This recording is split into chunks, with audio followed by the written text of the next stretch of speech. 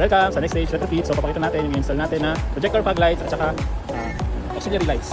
Okay, so eto, so yung kompleto yung setup nito kasi meron din siyang headlight retrofit. So nagkabit tayo ng eyeline. Ano nga yung DRL? On and off mo.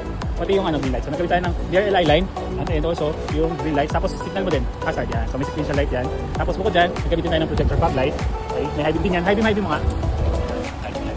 At saka yung ating auxiliary light, may high beam din yan. So high beam mga high beam. Yan, high beam din siya. So yan. Yan yung mga install natin. So kompleto to kasi meron siyang yellow para sa ulan, saka sa fog. Tapos meron din siyang white fog light para sa visibility. So nakabili na kasi sir ng LED kaya ayaw nyo muna mag-invest sa retrofit ng headlight. So fog light muna at saka yung auxiliary light. So mamaya pakita natin yung output. Auxiliary light, and then yung fog light, and then yung kanyang headlight. So yan yung headlight, halos hindi na makita. Buksan mo lahat ulit. So yan yung fog light at auxiliary light. Yan. High beam muna. Pag high beam sabay-sabay sila. So